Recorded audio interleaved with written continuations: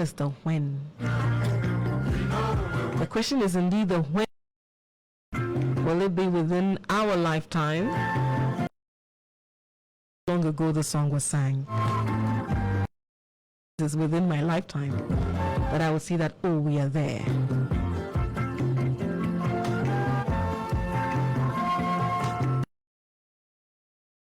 By the Member of Parliament for Tettey North, Eric Edem Agbana.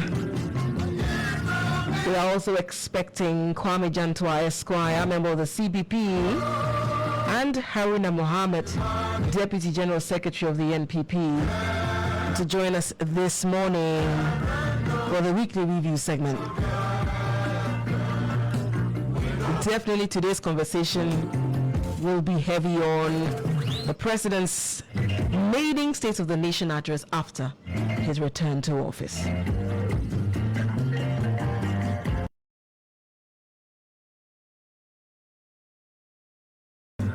All right. Now, good morning to you, Honorable. Good morning, now. I hope you are doing very well. Well, by God's grace, we are doing well. I'm happy to be here. This is my first time coming here to this studio. Yeah. Did you ever come to the other side? Okay. Yeah, I was at Meridian. I do come to the other side, and Francis. Yes. Francis Aban. So that he's the one you met when you came to Meridian. Yeah, he's a good friend of mine. So I enjoyed being on his show. Yeah. Then almost every Friday and all that. But good to see you, and I love your voice. Thank you very much. Well, I shouldn't say that on air. Oh, don't worry. It's a compliment I'm used to now. Oh, you're used to it. Yes. Okay, that's great. It's not easy, but we're here. Yes. I also knew you from a distance back on the University of Ghana campus. Oh, when you were our SRC president. Oh, awesome. Yes, so awesome. Congratulations. Thank you. And I'm sure it wasn't an easy journey for you. Yes, certainly not easy, but I've come to understand that in life, anything that is worthwhile never comes easy. And so we just keep fighting. Every day is a battle, and it's still, we are still in the process. Success is a process, not a destination. It's a journey. We are still on the journey. We are not there yet. We are just starting, and we pray for God's grace. And like I always say, God is the lifter of men, but he lifts men through men. So we pray to meet many more destiny helpers so that our journey will be even more defined than it is now. Fantastic. And so you are a first-time member of Parliament as well, correct? Yes. And how has it been? Well, it's been a challenging journey, but we are learning.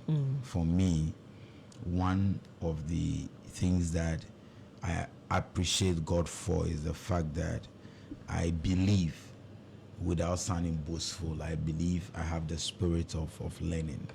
I am always willing to learn. You have a teachable spirit. Teachable spirit. Ready to learn from even your genius, ready to learn from everyone regardless of their status. And so it's been a good learning experience for me in the house. We've done 51 days today so far, and within the 51 days, we've done quite an amazing things. Had the opportunity to contribute to debate on the floor of the House on a number of occasions. Had the opportunity to present a statement on the current rent regime issue, and why government must take it up and do something about it. And I believe the Speaker's order is being adhered to, and so the Ministry of Works and Housing is working to resolve some of the issues that we raised and all that. Had the opportunity to also introduce a scholarship scheme for my constituents. One that, already? Yes, we are launching it on Sunday with 300 beneficiaries in the first cohort. Benefiting from financial aid to pursue tertiary education and all that. So all 300 of them? All 300.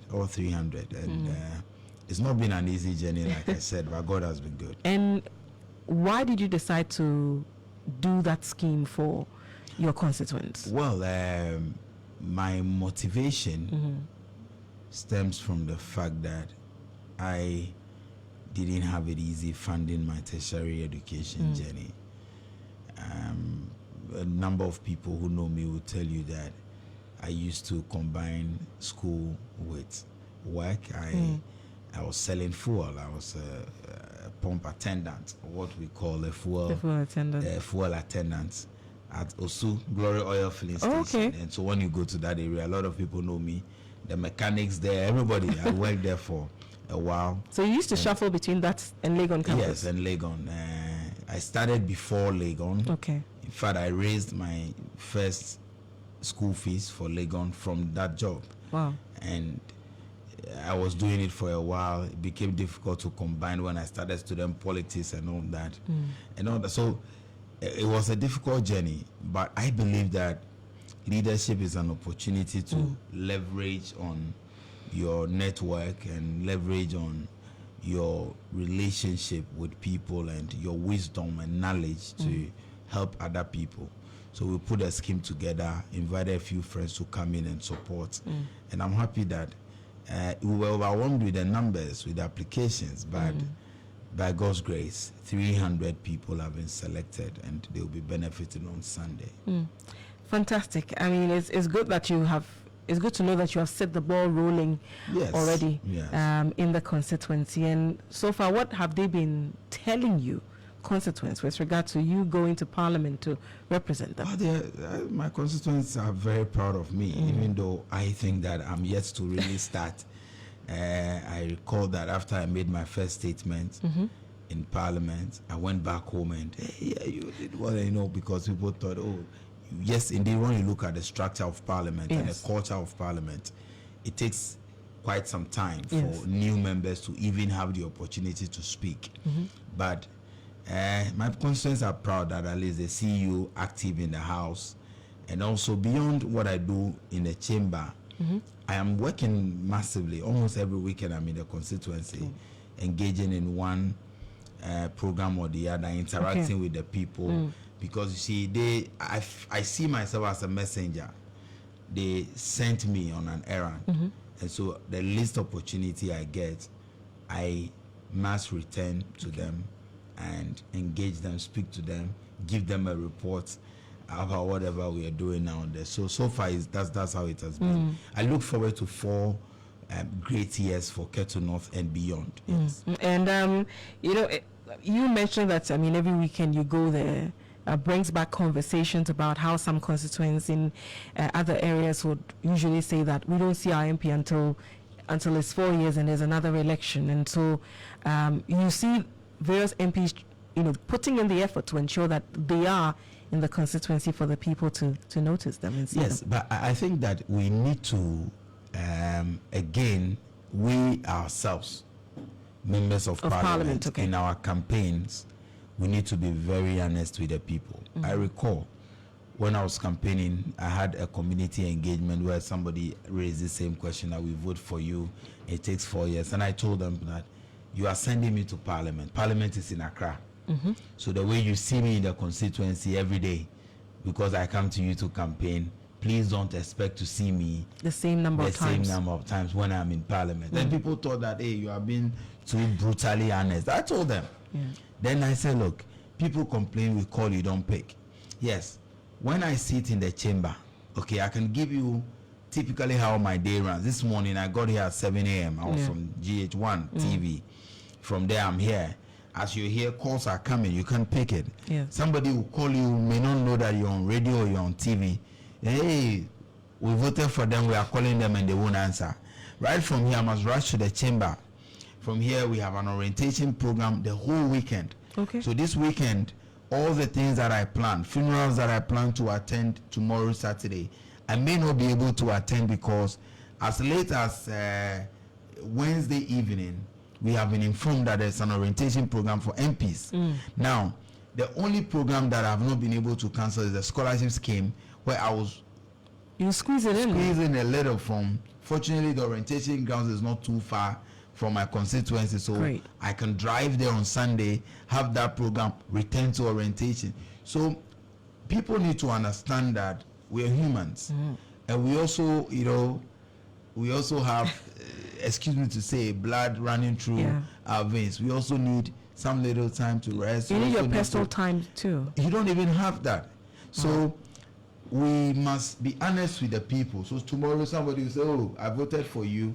I invited you to my father's funeral. You didn't come. Meanwhile, the MP may be planning to go, but the work you want him to come and do in Parliament and achieve the results, there's an orientation for it for him tomorrow.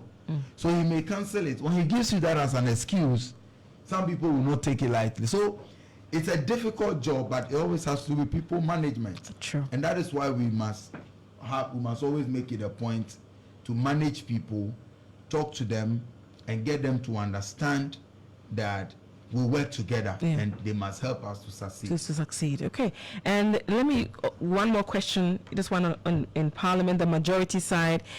You know, there has been a lot of commentary. There are those who say that as majority, you have these overwhelming numbers.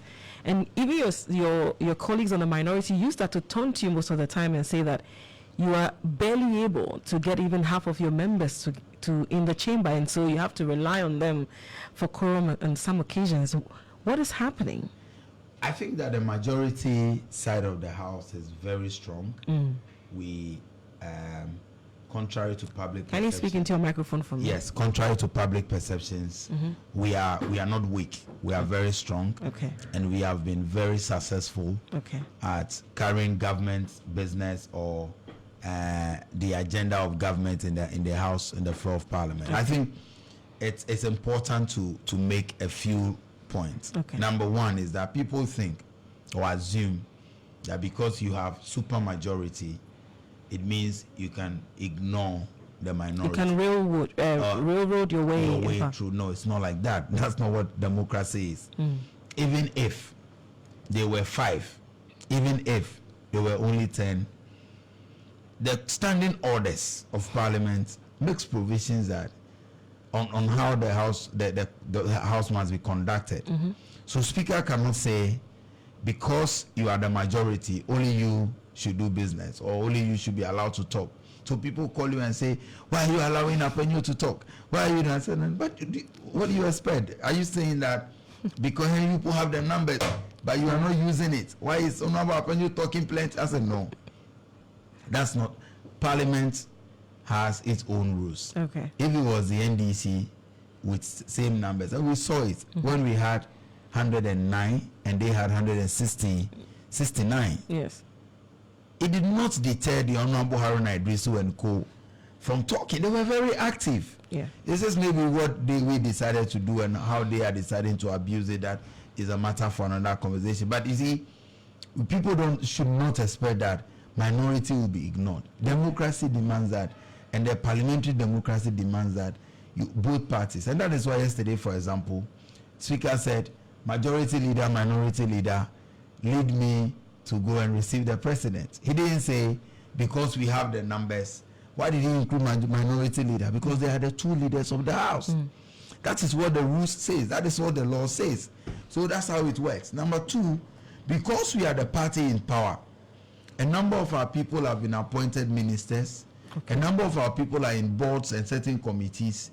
And sometimes some of these businesses take them out of the chamber. So you don't expect to get all of them around that time. For example, on Thursdays, it is difficult to form a quorum because there is cabinet meeting on Thursday. Okay. And you have more than 40 maybe of your MPs being part of cabinet. So if I say cabinet meeting, it doesn't mean they are cabinet ministers, but they are part of ministers appointed, and then they go. So it is not a case that the majority is finding it difficult to show that we are a majority. The question is, what is the motive for the things that the agenda that we introduce? So far, everybody we have brought for vetting has been approved. Has the majority feel that our agenda is to bring the people for vetting, support them to be passed? Has anybody been rejected? No. Has any government business been rejected on the floor of the House? No. Has the minority been able to stop the government of the day from any passing any bill or doing anything. No. So yes, minority will always have their way, but majority will have their say. Okay, so you mentioned that except that you feel. I mean, minority will always have their say, but the majority, always have their way. And we've always had our way. You mentioned that except that your colleagues on the other side are abusing it. Is that the belief you Well, hold? that's what people believe, that sometimes some of the angles, some of the things that they say, and the way they are, for example, at the vetting, the standing orders allows leadership of both sides to ask as many questions as they can.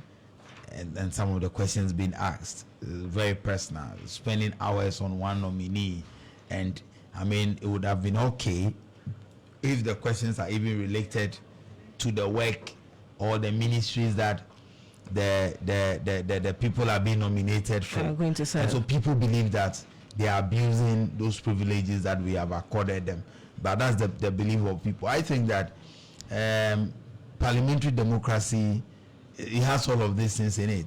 There are some places you go, countries, they will tell you heckling is part of parliamentary proceedings, or responsible heckling, and all of that. So we must just strive to ensure that we are not seen as too unnecessarily dramatic by the good people of Ghana, so that we can focus on the things that matters most to the Ghanaian people. All right. Okay. At this point, let me also introduce Haruna Mohammed, who is the Deputy General Secretary of the NPP. Good morning. Good morning. I hope you're well. I am fine. Good to have you. How? What have you been up to? Asking? What have you been up to in terms of work and everything? Oh, work is fine. We are doing well. You're doing well. Okay, that's okay. Yesterday, the president delivered his maiden State of the Nation address. We're waiting for some of you to get in, so we're buying time a little bit. So let me start with Adam. Adam, the president said he's not one to lament. Yes. And that he will fix it, just as he fixed Dumso back then. And also outlined a number of measures to ensure that the country's economy is back on track. First of all, what is your general assessment of the president's address yesterday? Excellent. Excellent. Excellent. If there is any adjective that makes more meaning than perfect, maybe we should use that to describe his delivery. And why that? Fantastic delivery, because he gave us a true state of the nation. He addressed us and gave insight into every sector that matters to us as good people of Ghana. President Mahama must be applauded for that. Now, it is important for us to state that the very essence of a State of the Nation address is for the good people of Ghana to appreciate the status, the condition, the health of their country. So it's like a doctor performing a comprehensive medical examination on a patient. The address or the report must include every single detail that the doctor finds out.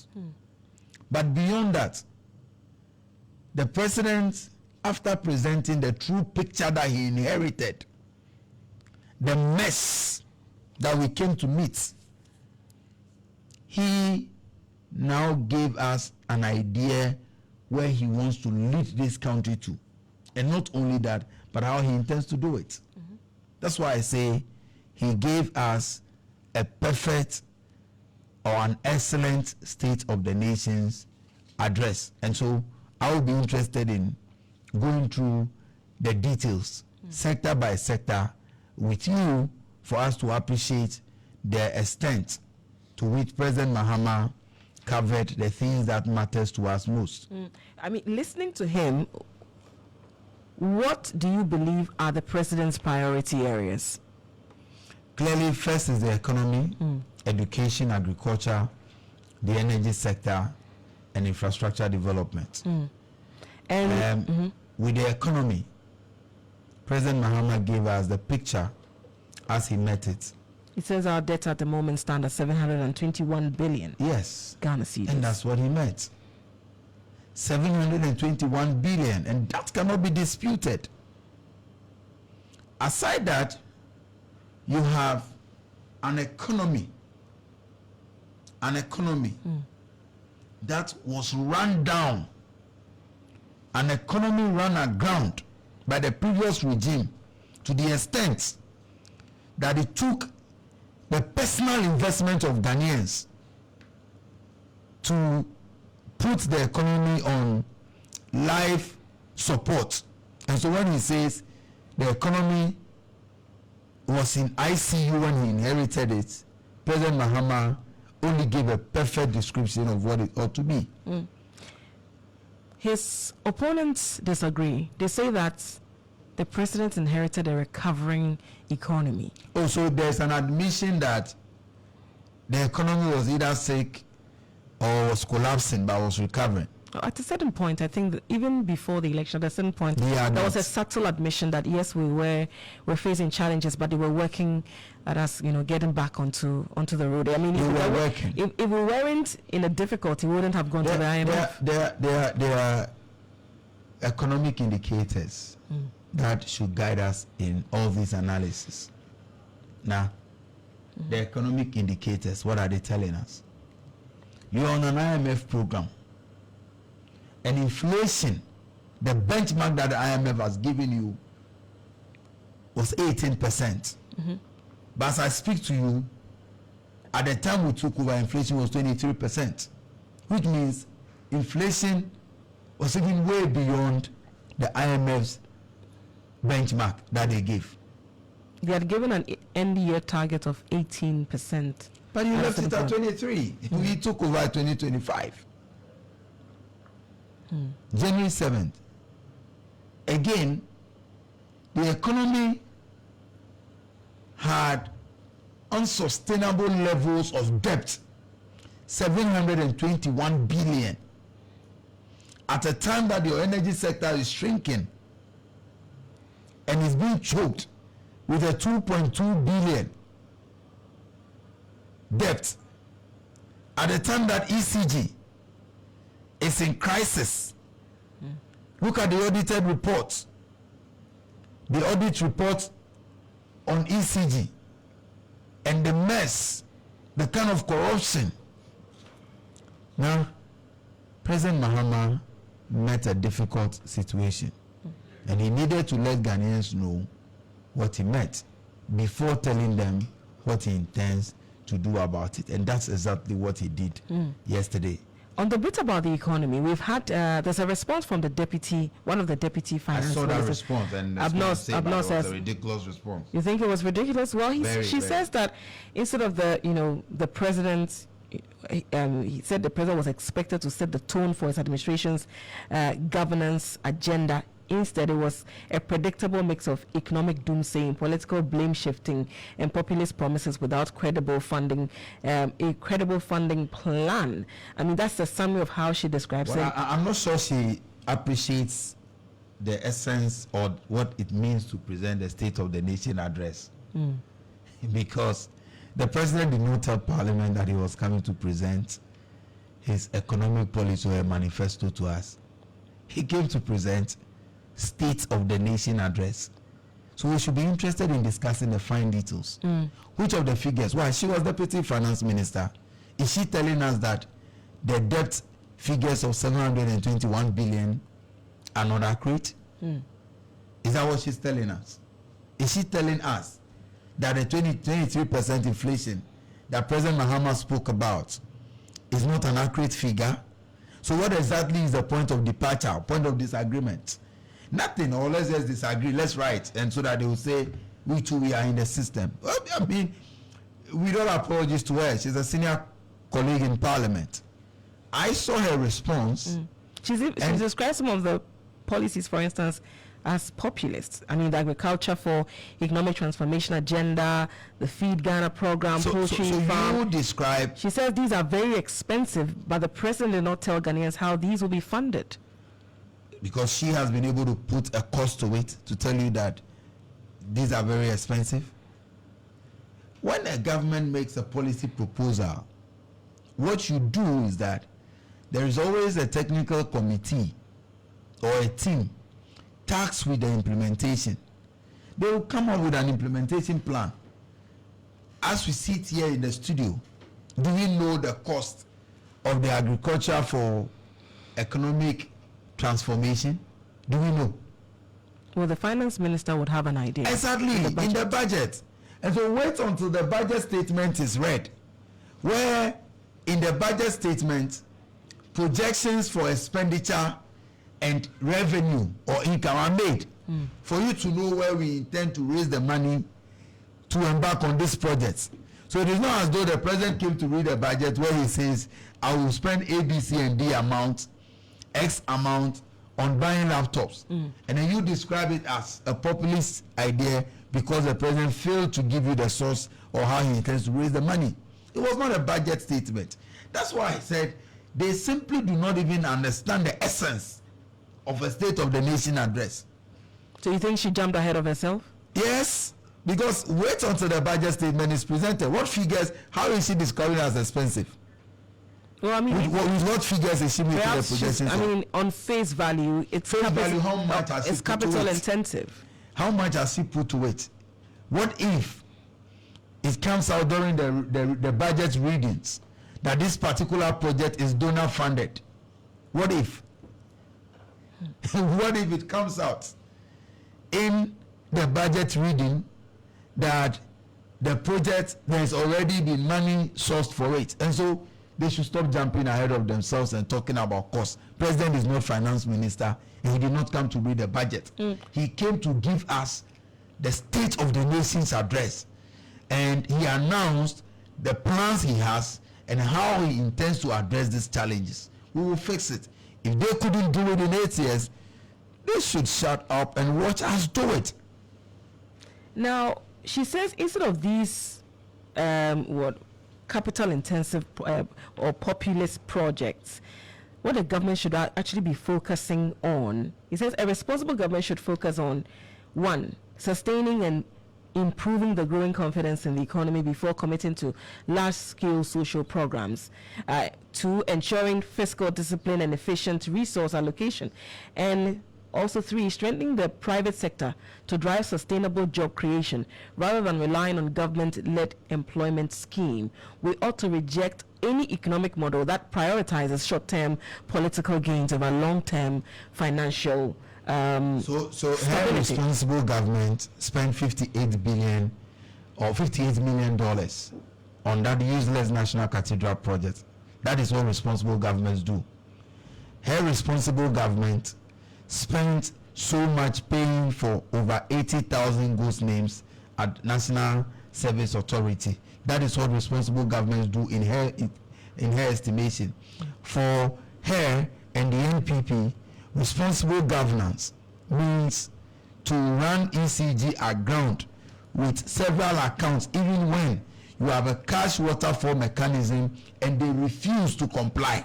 That is what responsible governments do. Look, I believe that now democracy is about tolerating divergent views, but you should not, for the sake of opposition, begin to go ahead of yourselves and sound ridiculous. President Mahama, in his State of the Nation address, announced many policies that will ensure that investors have confidence in Ghana.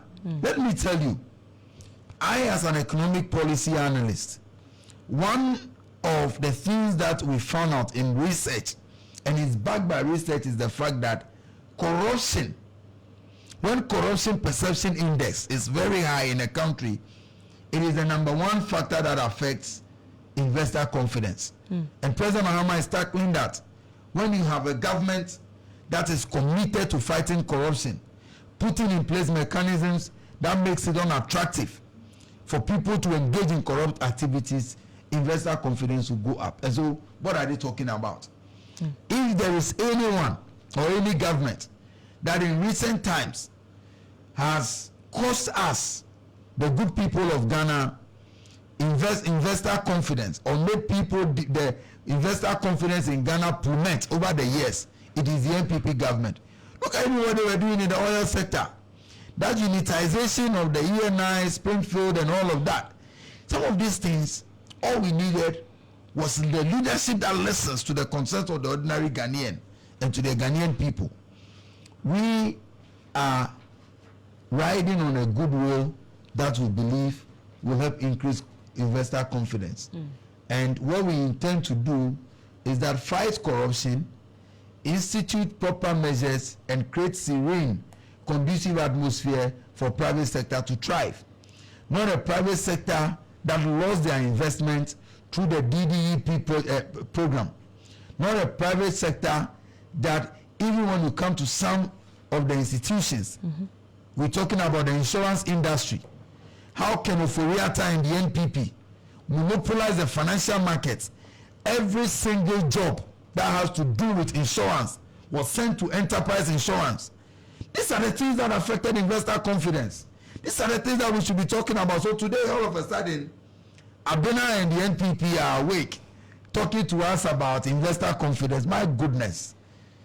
You fail to do it. You mismanage the economy, run this economy aground, and kept the economy down. And that is why Ghanaians voted you out in such an embarrassing manner.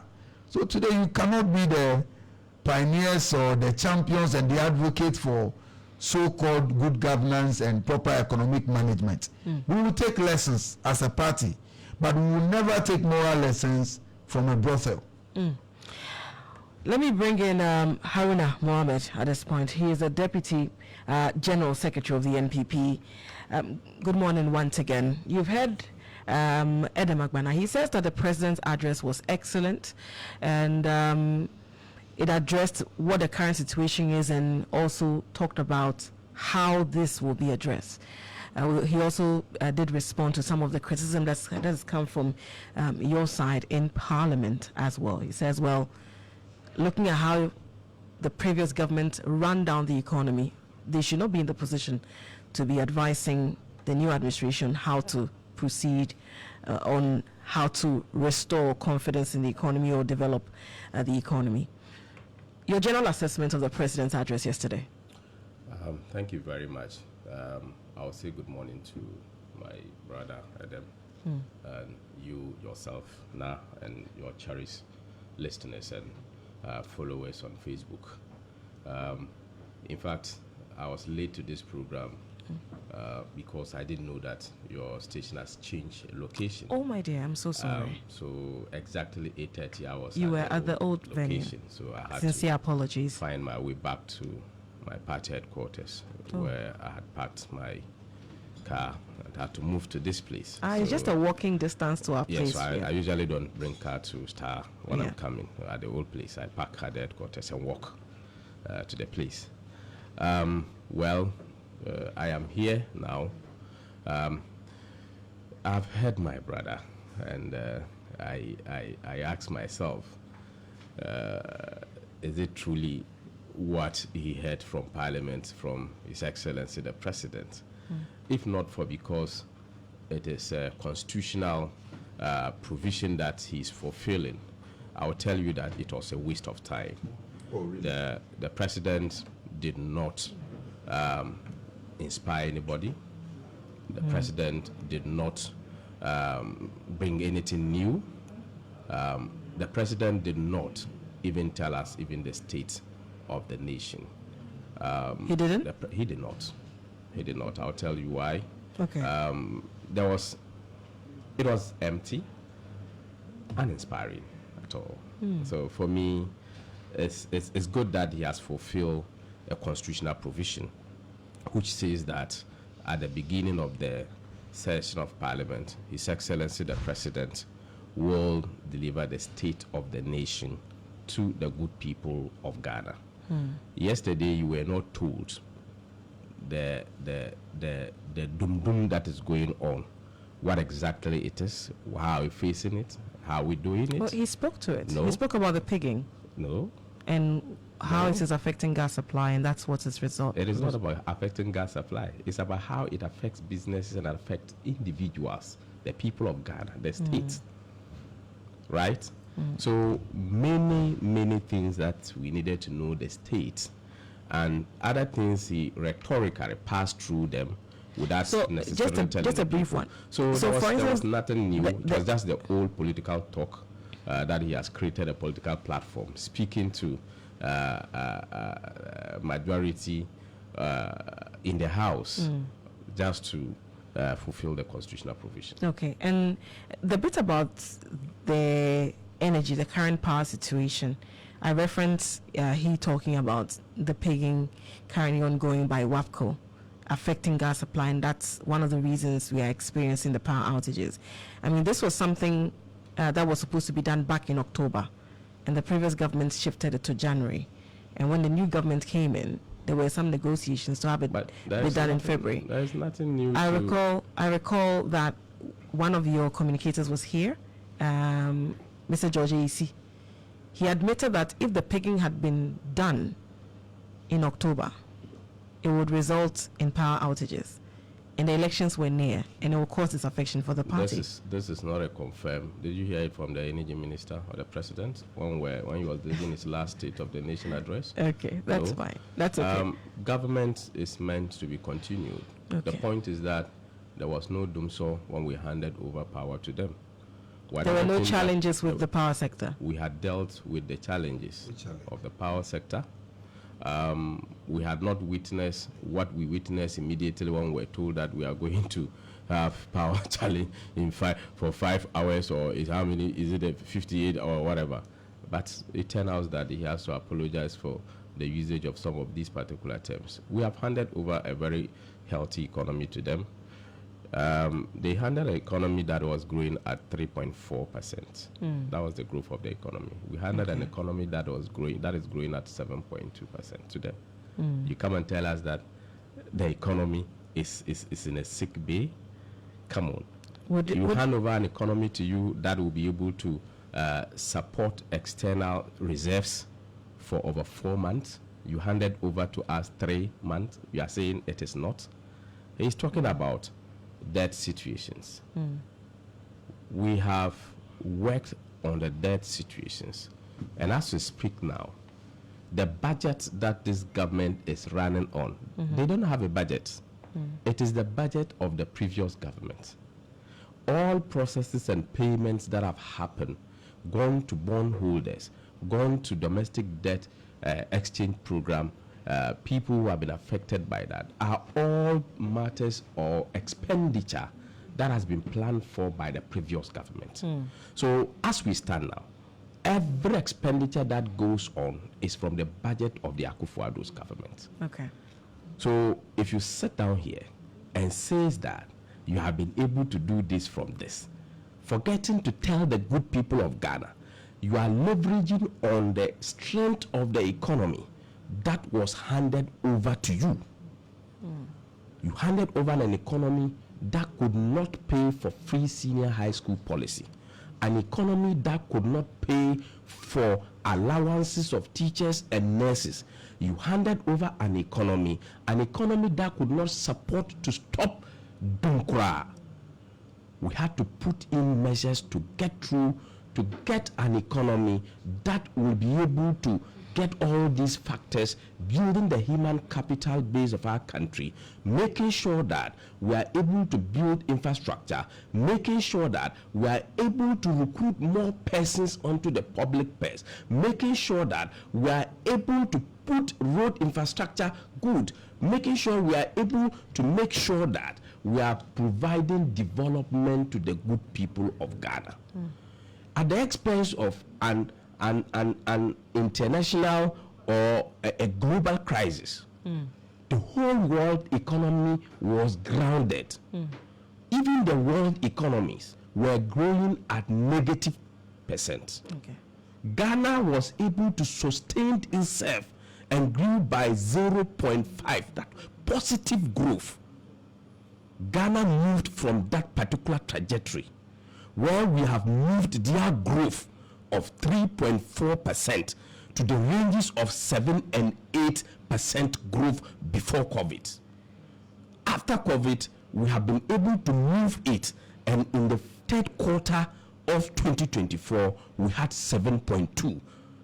And we handed over an economy that was far ahead of 3.4 they handed to the good people of Ghana, to His Excellency Nana Addo Dankwa Akufo-Addo. Okay. So and you are not honest. You tell the people that an economy that was handed to you is bad. And that is why the minority leader in Parliament reminded His Excellency the President. Remember, he was the president in 2012 from July. He contested and won the election by defect. He was sworn in as president. We challenged that at the Supreme Court through an election petition. He was subsequently declared that his election must stand. When he was taking over from himself, and he was delivering the state of the nation in February 2013, he said, and he was quoted, that the meat is down to the bone.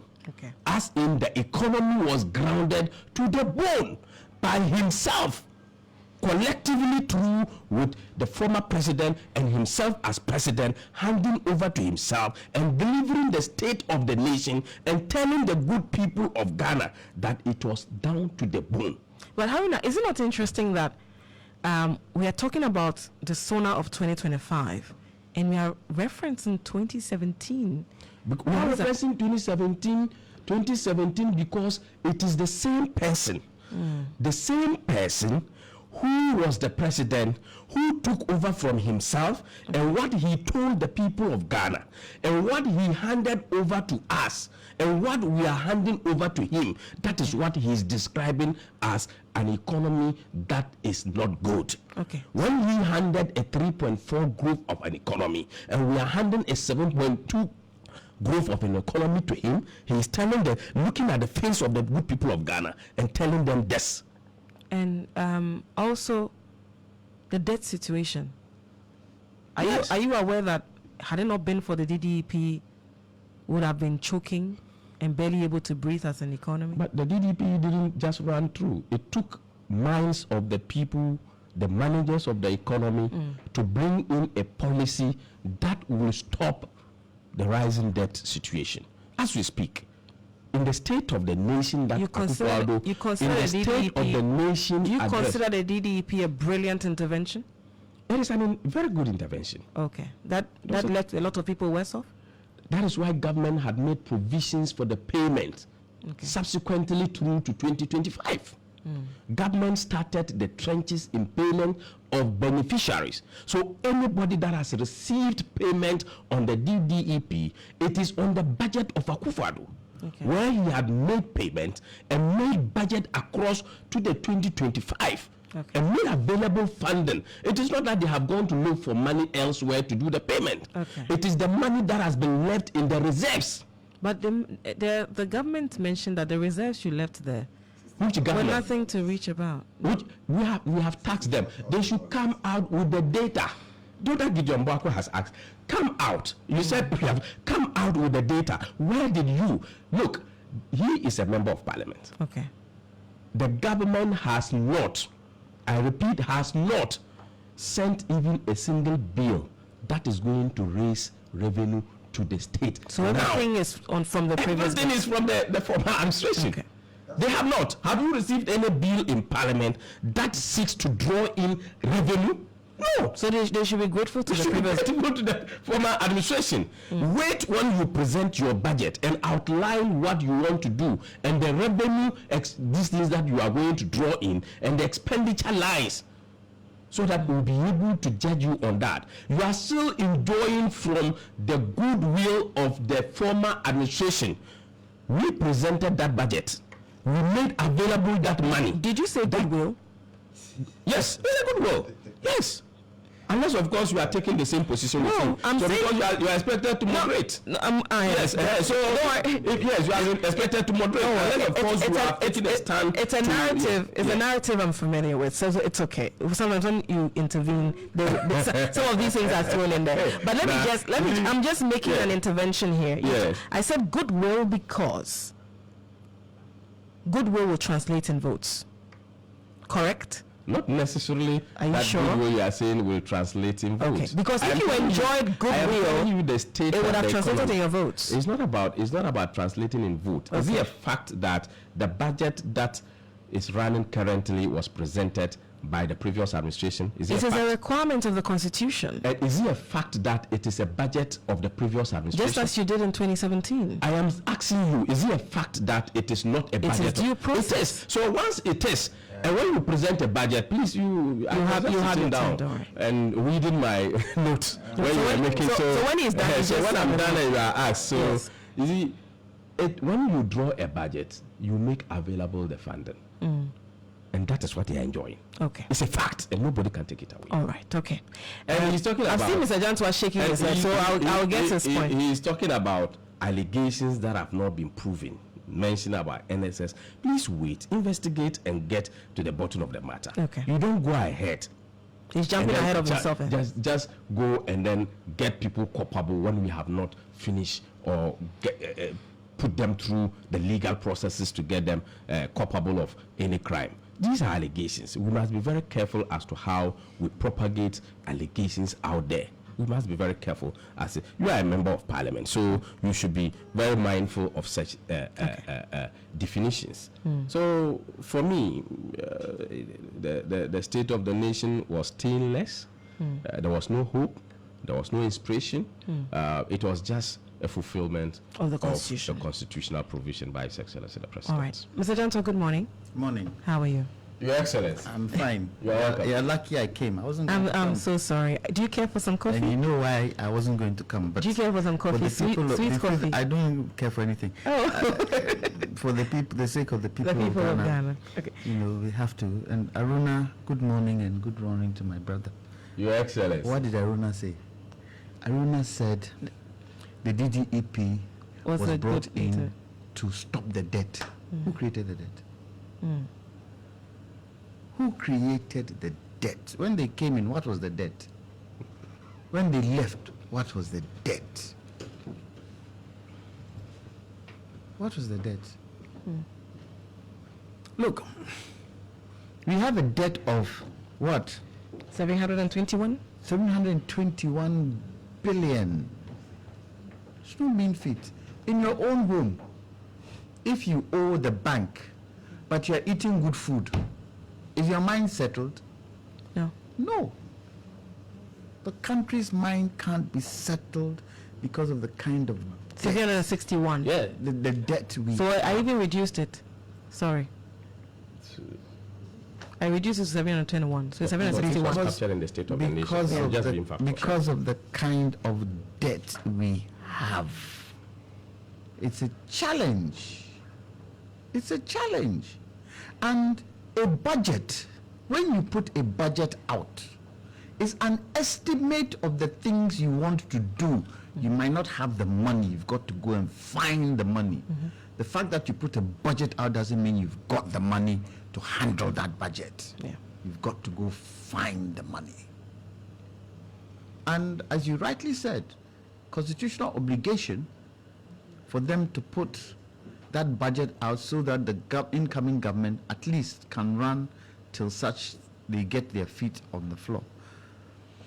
For me, and I'm sure you're going to ask me with regards to the State of the Nation address yesterday. Your assessment of it. How can a party come in, they're how old? 50 days? Yeah, yes.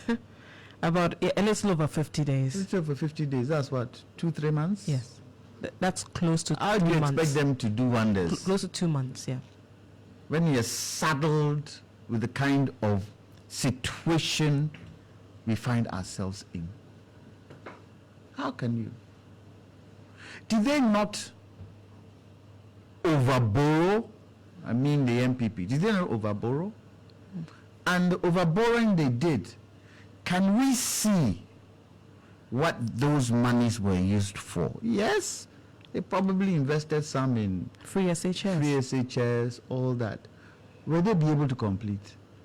When you look at the import bill of things that we import, and this is where probably one district, one factory would have played a good balance. Tin tomatoes, we imported $1 billion. Rice, $800 million. Tin tomatoes even exceed the rice? Yes. Wow. Yes. And this is from, I'm on the AGI. This is data the AGI has. Sugar and confectionery, 300 million. Tomatoes, 100 million. Flour. There is a 1D, 1F factory in the western region That produces flour? that produces potatoes. Okay. And the potatoes, they were converting it to flour. Okay. Exim was supposed to support them.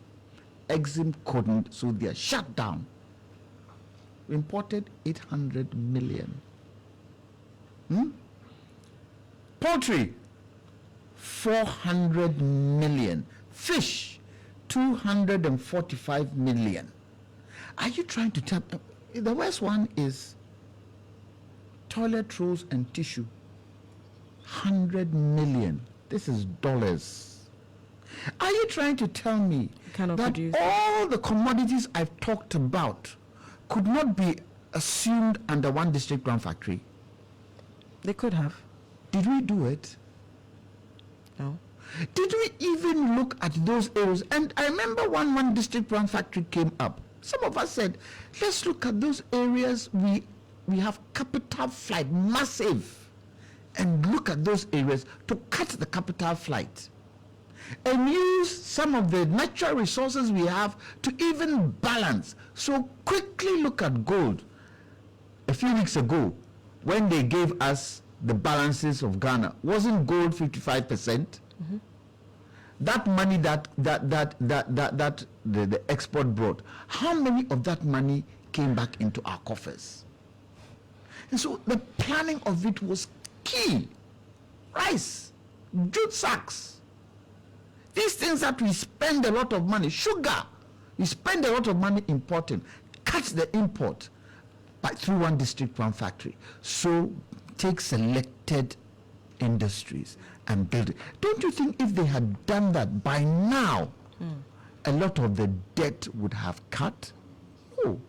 But what I don't understand, what happens in the past you can't change, right?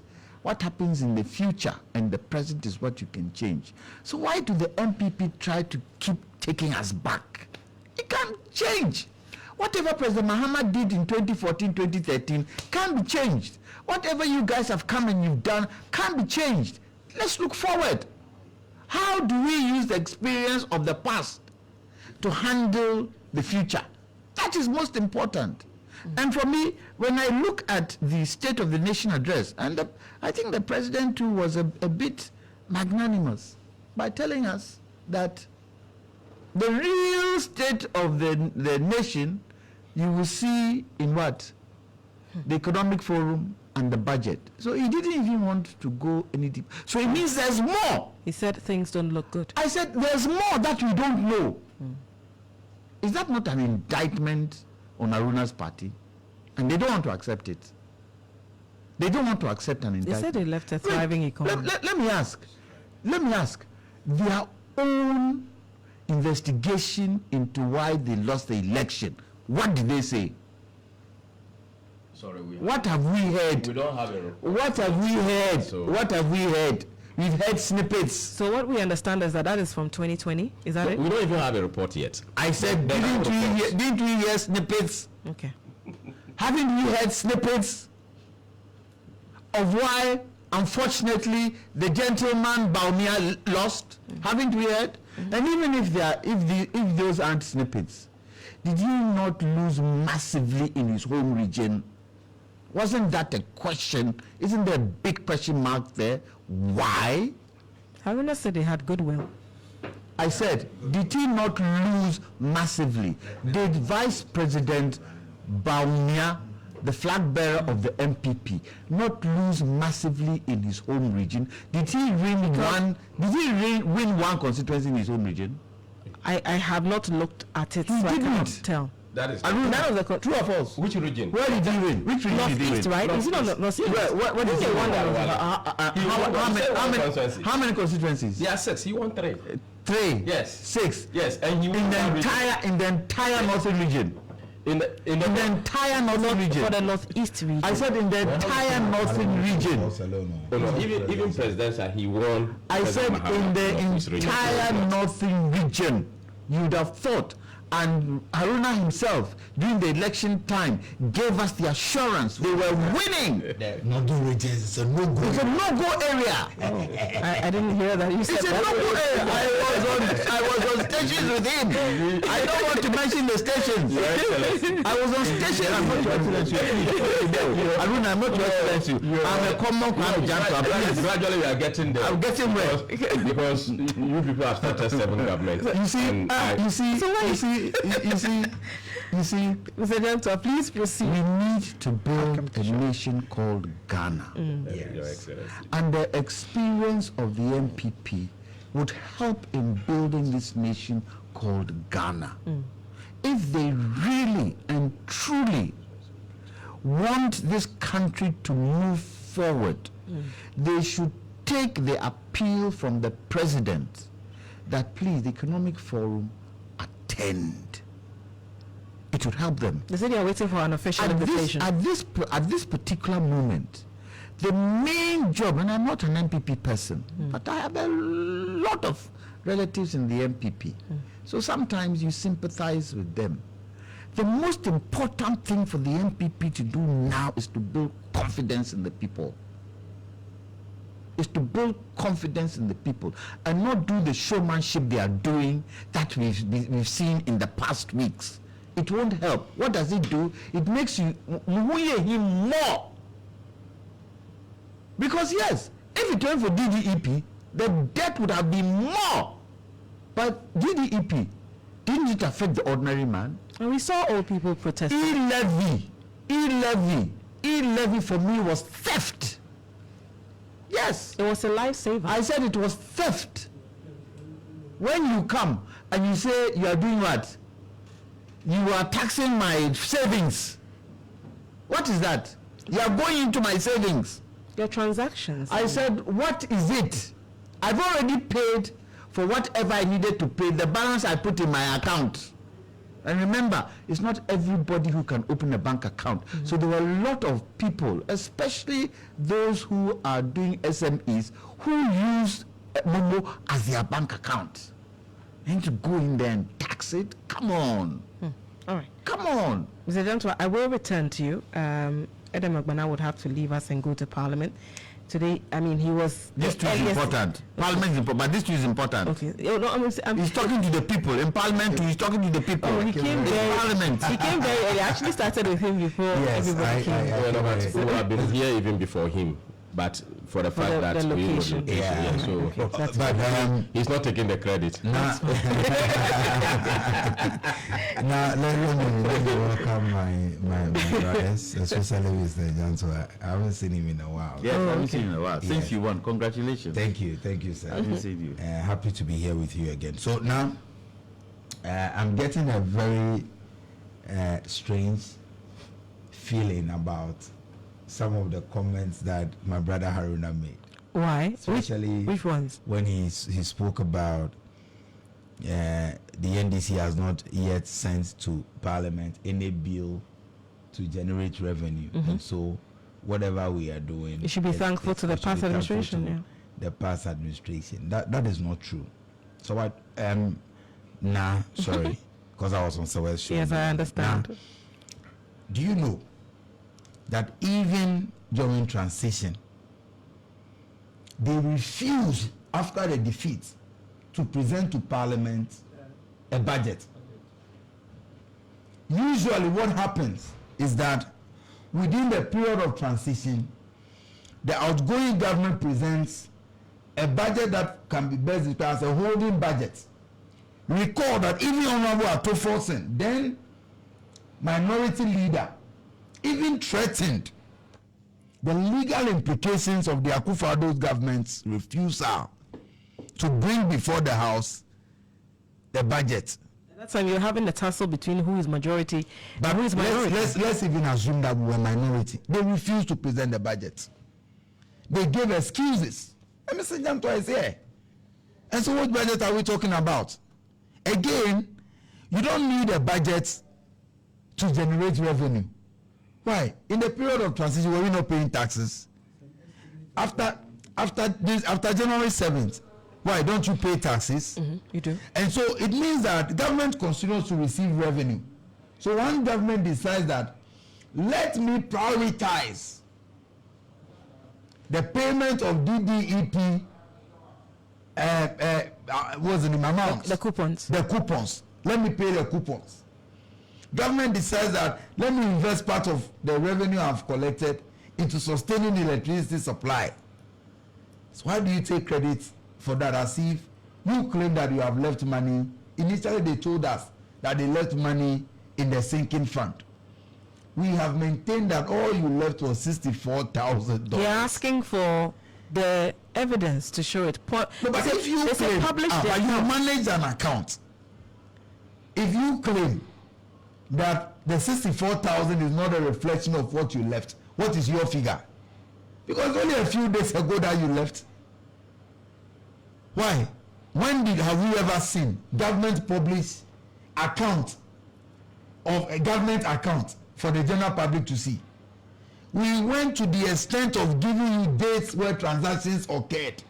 If you have any challenge and you think that government is not being sincere, tell us your figure. Haruna, tell us, how much did you leave in the sinking fund? You are making an impossible request, knowing that nowhere will you see government publish its figures. So what are you talking about? That you left money in what account and all that? Some say, oh, we were moving money from other account. Which other account? When you have depleted virtually the national coffers, that at the time you were leaving, even WAEC examination fee you couldn't pay.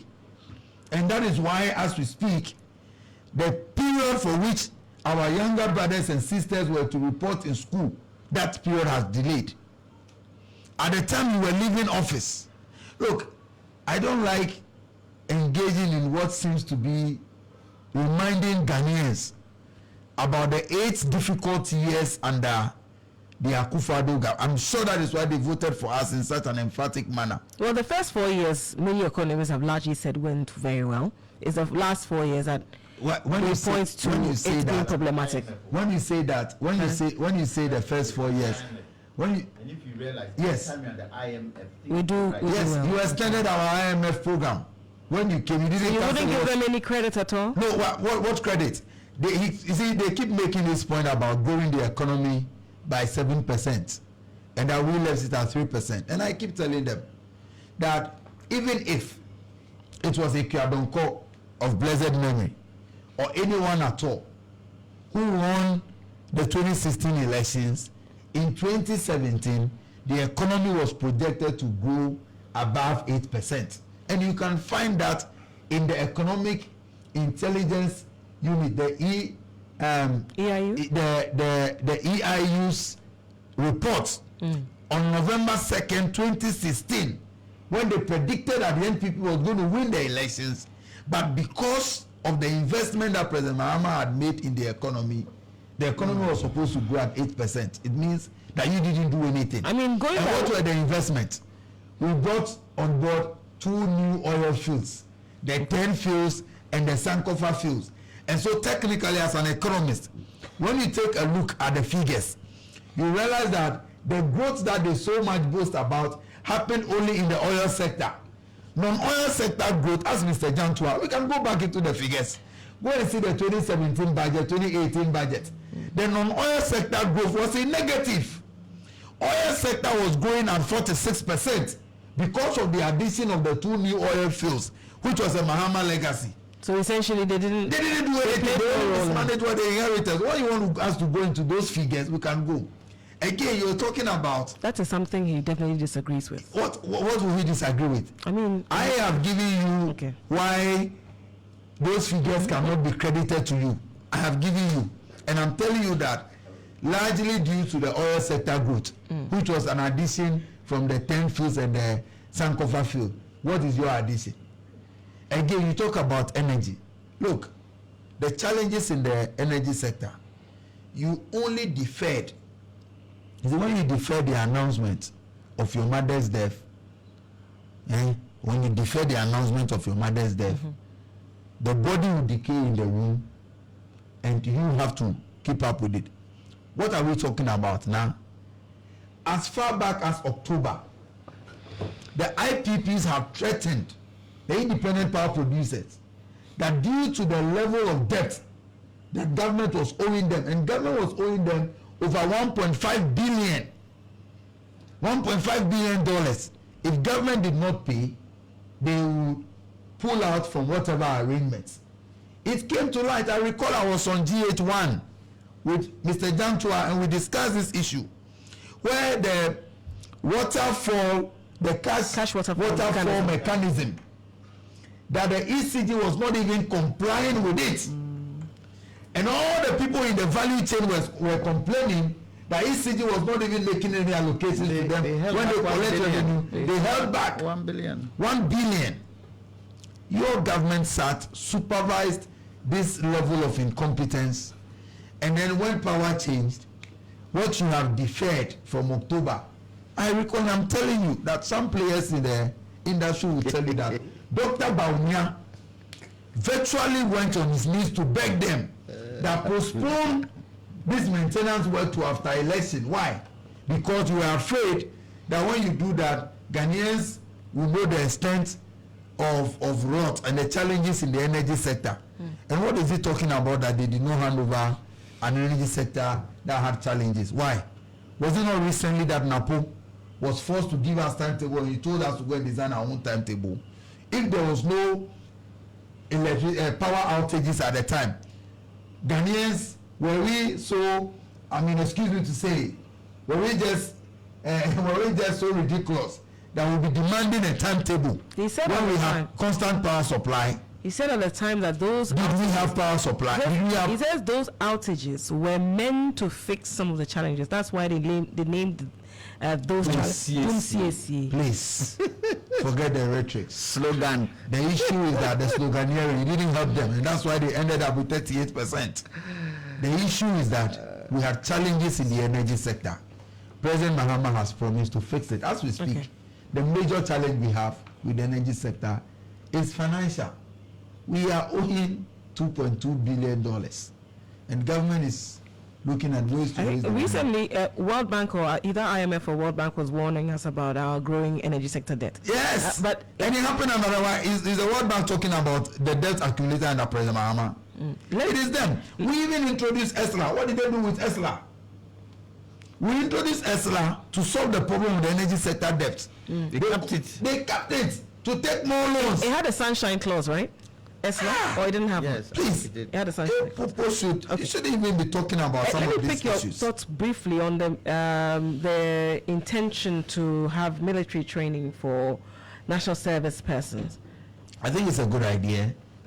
The focus of the intention is not just to train people who will become military men and women. Okay. But That's it's a to fear some instill in people are them- expressing. But it's to instill in them a sense of discipline and urgency. We all agree, and that the military is credited with such values.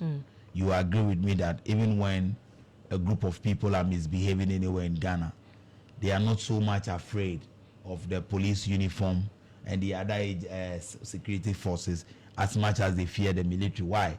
Because they believe that the military instills discipline. And President Mahama stated it clearly. He was emphatic that so that young people, that sense of urgency, sense of discipline and all of that. I see nothing wrong with that particular proposal to have people go through military training. You go to some other countries, like I know for a fact that Vietnam, for example, even medical students are made to undergo such trainings and all of that. So it's just a part of it. It doesn't mean they are going to be enrolled in the military academy and will be trained to manage firearms and all those things. No. Okay. That's not it. Just basic training to keep you fit and give you a sense of urgency and discipline.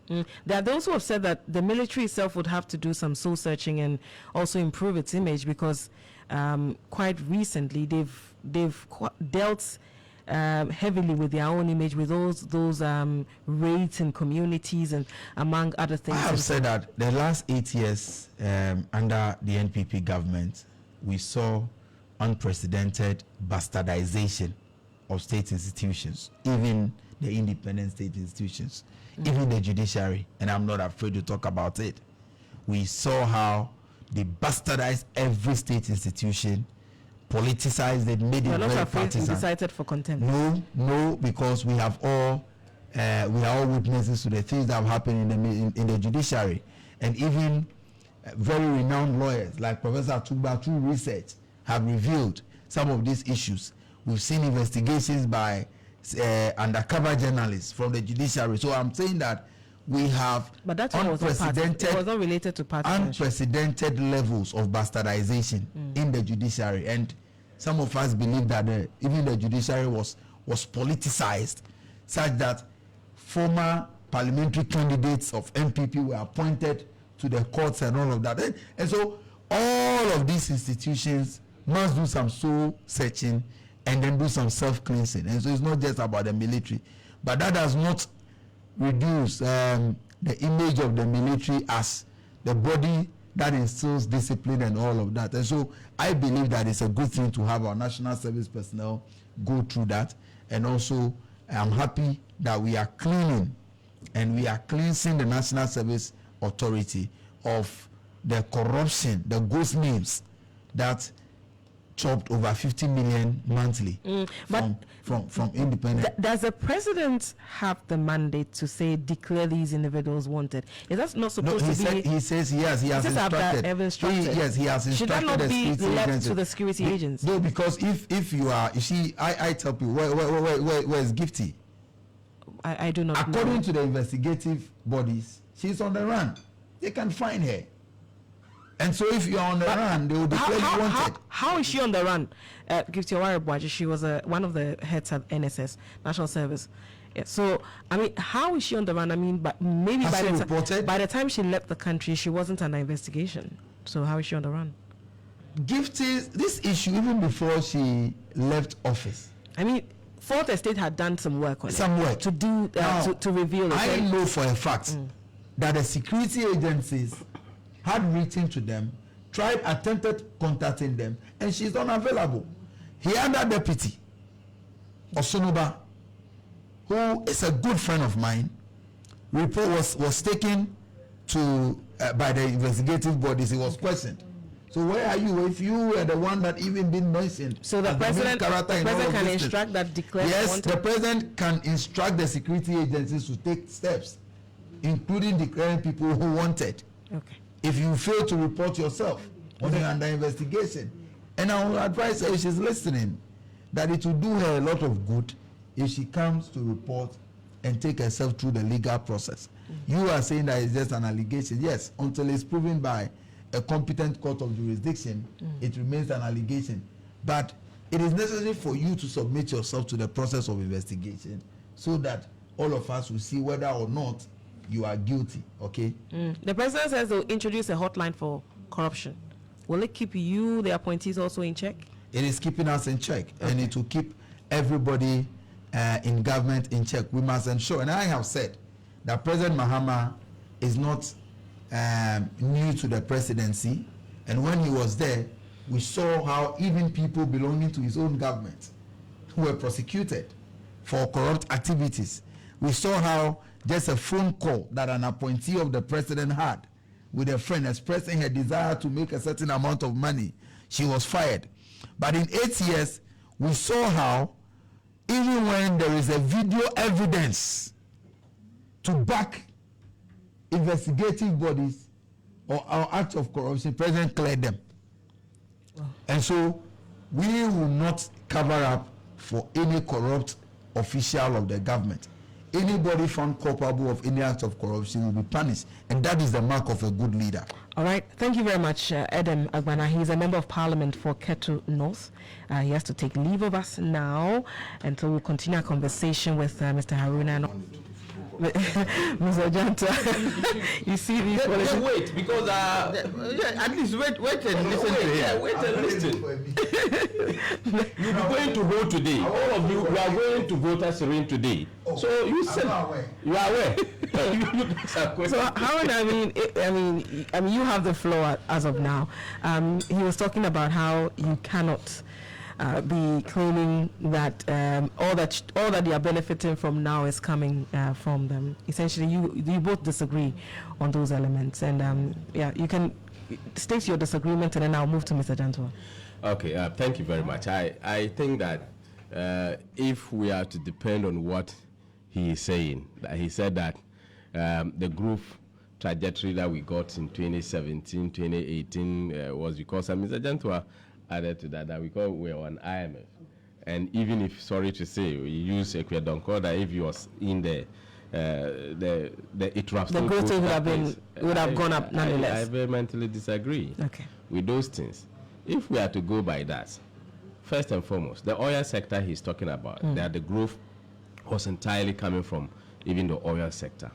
So if it is that, it is because it was President Mohammed's time. Who found the oil? It was President Kufuor. So if it is that, then let's situate it and give all the credit to President Kufuor, because he found the oil. Okay, and if I interject, you say that I'm siding with someone, but you see, it goes beyond finding the oil. Yes, but a lot of effort was put in by President Kufuor before he left office, and that's why President Mills credited President Kufuor for most of the interventions and the offshores that we have in the oil sector. So a lot of work was being done. Even look at the N1, the road that under the opening of that particular. Yeah, the invited. Yes. Yeah. So these are some of the things that we need to learn along. So if it is because we are IMF and then all these things, so now if there is any growth, there is any positive change and whatever, we are on IMF. Okay. So it means that it's due because it should be credited to Akufo-Addo. That's what he said. Okay. Do you get the point? So if I am saying that, it confirms what I have said here, that the budget that was developed by us, which is a fact. Okay. Second, he said that the budget, we refuse to prepare the budget. That is not accurate. Okay. Dr. Adam Amin Anta, the former finance minister, he presented that budget. Remember, when we had that debate as to who is majority and minority and we're in court, they refused. Even when there was a judgment or there was a directive by the Supreme Court, they said they will come to Parliament. We said we have government business to deal with, and the budget is part of government business. They refused to come. Oh no, they came. Your members didn't come. No, your people didn't come. They were not in, no, it was after. That was after they won after the elections.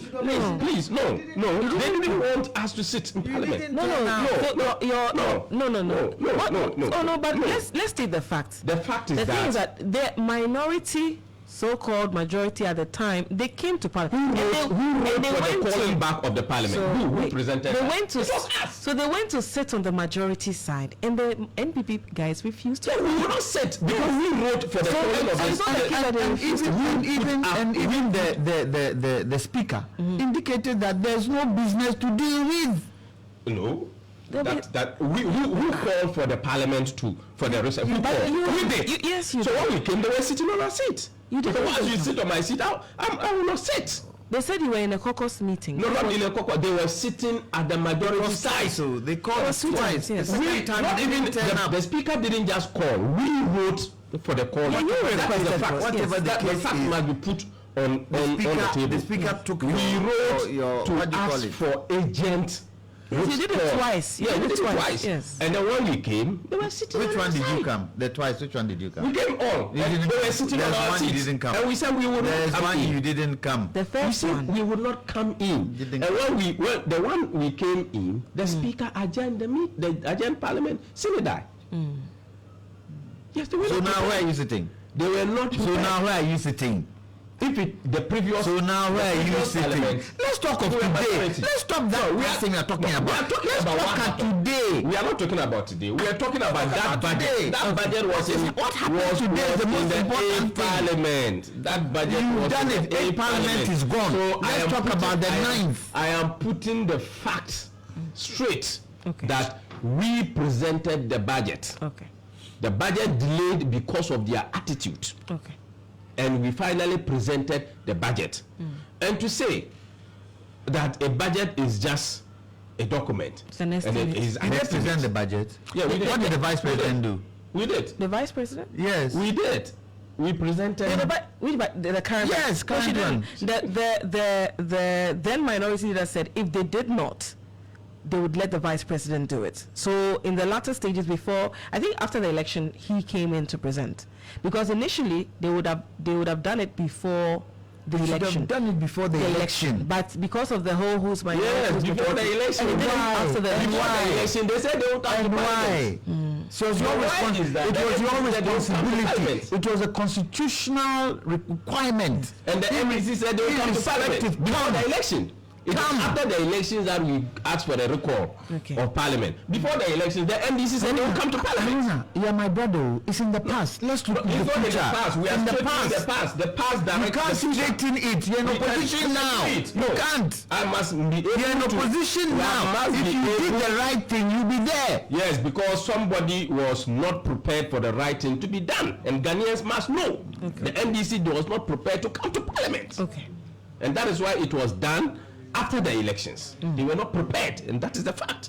And after the elections, we presented You the didn't budget. turn up. You were both And the playing budget- politics. Please, this is what I am telling you. Okay. It is not we did not turn up. They said they won't come to parliament. Okay. That So- they are focusing on their elections. So let's So after the election, they were now eager because they have won election. So they know the consequences of not presenting the budget. All right. So they were now eager. They now went and sat on their side. When we were present, they now went and sat at the minority side. They now recognize that. So they became very sober.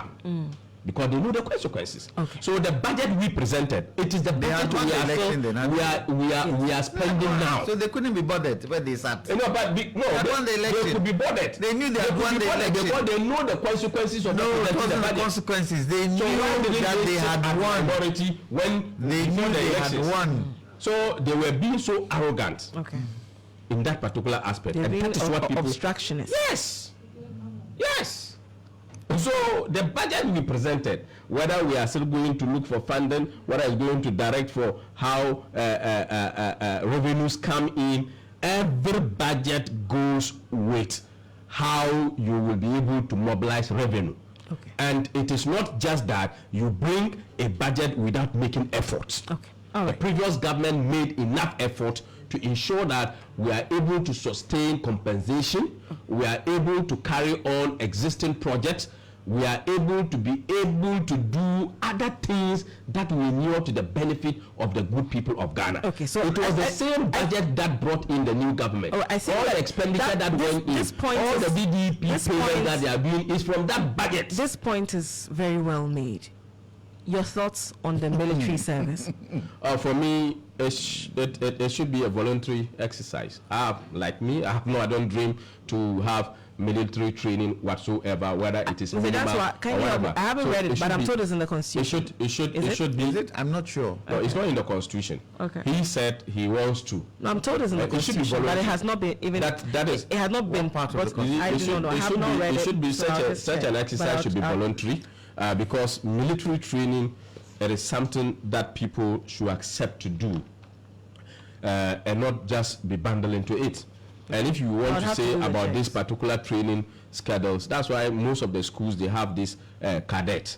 People elect themselves to be part of said processes, but not to be asked to do it compulsorily. Okay. Not everybody, if you go to the military training and you say that everybody should do, it will be so discriminatory, because if you look at persons with disability, not all of them will be able to have some kind of military training. So if you say all, then it is very inconclusive. So we should look at it in an area where people will voluntarily elect to participate in such an exercise if they are so interested. I'm yet to check it, but Vincent Asifwa yesterday wrote that military training at the NSS is not new, Mr. President. It's already part of our law. I'm happy to see you implement same though. So I'd have to check which particular law it states that is stated. Mr. Jantwa, usually you are. I don't think it is explicitly indicated in the Constitution. Maybe it's an act for the NSS. I don't know. Maybe it's in an act, but yeah, I would have to my check little investigation I'm making now, it doesn't seem to mention that. mentioned. It's more on the armed forces Okay. than individuals. But you know, when I was in Adisado College, it was Cadet Corps. I think that is where it should start from. Okay. Cadet Corps. And the reason for Cadet Corps brought discipline. And I think if the president wants to go down this line, we should also look at the Cadet Corps in schools. I think that would help. But discipline has got to do with mind change. The mindset of the Ghanaian today where discipline is concerned is abysmal. It's abysmal. Go walk out of GH1 now. On that small street in front of you, what are some of the things you see there? You see plastics, I mean, sachet wrappers and stuff. Apart from that, people have put stores there, they are selling. Mindset. Yeah. We need to have a program where we gradually are able to educate the people in change of mindset. In our days, we used to cite the code, primary school.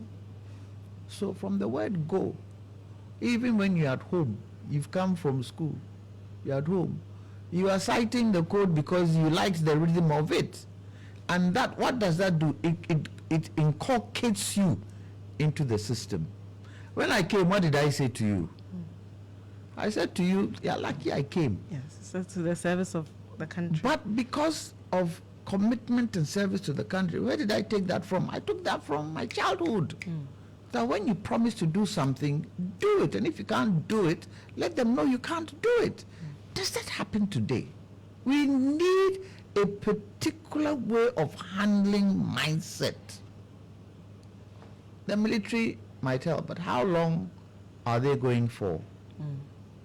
So they're doing national service. It's for the national service people. Yeah. How will they handle doing national service and also doing the military? We need to know the details of how to work. And we need to start interviewing the young people and ask them, this is what the president has suggested. What are your thoughts? What are your thoughts? Do you think it will work? Do you think your age group are very indisciplined? What will they say? We need to do that kind of analysis. So the president has said it. What would take for it to succeed? Because we don't want at the end of 4 years, we realize we spent money in it, but got nothing out of it. So the right thing should be done in making sure from this point on, looking at the massive debt this country is in, to spend money, we should be able to make sure that that money we are spending would give us the required results we are looking for. Period. But I would say, do you have any other country apart from Ghana? No. What should be our main focus? Should our main focus be politics? Should our main focus be political parties? No. The development of this country. The development of this country. The nation building of this country. And you see, one thing that that is not helping. And Aruna has shown or expressed trying to give achievements or accolades to presidents for what they've done. Oh, President Akufo-Addo did this. Need to give him. President Mahama did this. Need to give him. Is there not perpetual secession? Kumasi International Airport, who started it? As far as I remember, it was under the previous administration, or it started under... It started from President Mahama, where the runway was made international. They moved out. President Akufo-Addo came, continued it. Now we have international. Who takes the credit then? Both of them. Both. But they don't usually want to take the credit alone. No, but that is wrong. Because of the adage of perpetual secession. Yeah. And even what should be done, you should even invite the former president, who is no more president, to be part and parcel of the inauguration. Like Professor Mills did with N1. Yes, if it so happened that this National Cathedral was able to have been built, and we're able to build it to a certain level, NDC come, they've continued it. With the inauguration of the cathedral, would President Akufo-Addo not have been there? Would he not be praised for thinking about it and fulfilling God's promise? Would he not? Yeah. So all this thing about, yes, and I you then we take the credit for what? What credit? If anybody is going to take the credit, it's the people of Ghana, because the people of Ghana They are paying taxes. put the government there and pay the taxes. It's the people of Ghana's money. You are there as a servant. Do you credit your servant for serving you? Nah? They'll tell you, Do you credit your driver for driving you? just as your employer tells you are doing your job. it's the same thing. Exactly. You are there to serve the people. And if your people feel you haven't served it right, you're out, like they threw the MPP out. So this thing about, you see, one thing Ghanaians should move away from is the idolization of presidents. That because they are president, we should worship them. They are there to serve. And they are there to what? Respond to us, the people who put them there. Because they are not using their own private money to handle the economy. The reason why we voted for them is because all Ghanaians can't go and sit in Flagstaff House and man the country. So we say, you have brought yourself. You said you can handle it. You've proven to us in some of the things you've shown us that you can do it. Go and do it. We give you the mandate to do it, but you are responsible to us. That's why some of us feel that governance isn't only the party you put in power. Governance has also got to do with the people. Okay. I mean, you are an energy analyst. Let me quickly pick your thoughts on, the back and forth regarding the situation we find ourselves in. Yesterday, for instance, the minority side were singing Odidum Sonaba because of the outages we have been experiencing. Is it a new development or is something that has been compounded? Let's stop this now. I don't even expect you to even go down that line. But is it Dumso or not? Please wait. That is. Please wait. Wait. Do we know the reasons why we are having power outages? Well, per the explanation we got earlier, Do we because of know the the pigging. exactly? We know what the reason is. We get gas from Nigeria. They need to pig the pipeline every 3 years. When they were supposed to pig at the time, the government in power says, no, wait, because of politics and because of elections. So what did they do? They pushed it. And by the time they pushed it, they were no more in power. And they had made no reservation for feedstock, for the pigging. So the new government came and said, please, give us more time so that we can get some feedstock in. Because you see, we haven't done exploration to production in 8 years, so we have minimal gas of our own. If we were able to produce gas, right now we have stranded gas. We have stranded gas. we are We are even flaring. They're even flaring. These are some of the challenges we should look at.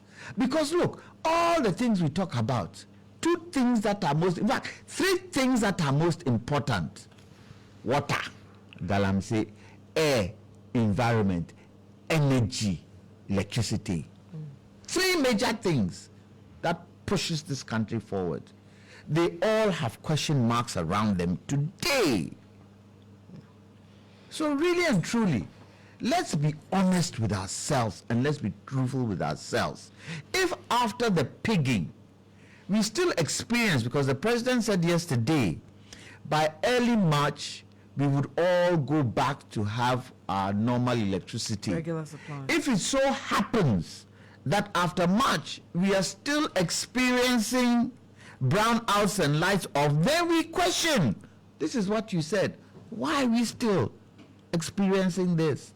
And if the reason given is not a reason that is palatable, then we take them on. Period. Okay. Thank you very much, Mr. Jantua, for joining us on the Morning Star. And so that is how we will wrap up today's conversation on the Morning Star for the weekly review. Aruna still has something to say. You want to say something quickly? Nah, What do you want to say? Yes, the point is that whether there is piggery or what is, I don't know what is it, Pigging. the pigging or whatever, there is dumso. No, but if you Look, you are saying that it was supposed to be done if a you certain approach point it that of way, time. it's not being, you're Now, not if being you, honest. if you let, because I speak the mind of the people out there, because we are the people suffering it. And If they were to do it, if they were to do it, no, but he's speaking politics. you are not. He's justifying us having dumso. Oh Lord. Okay. He's justifying you the us. reason. There's a reason. He's justifying why we should Did have you it. leave feedstock? You see, Did you leave feedstock? You said that they were going. Did you leave feedstock? Yes. What was the When they were going to do it before elections, so there were no stock. So what was there? You said they were supposed to do it at a certain period. Because they were running gas through the pipeline then. So they could consume. They were running gas. They consumed the reserve. But you don't understand. He doesn't understand what it takes. And it was there. Do you know how the gas? If maintenance, we have done rectification on most of these things, sending some of them to other these things to use them. All right, so it's not about flaring them. The point is that it's just mismanagement. It's more. Yes. All right. Okay.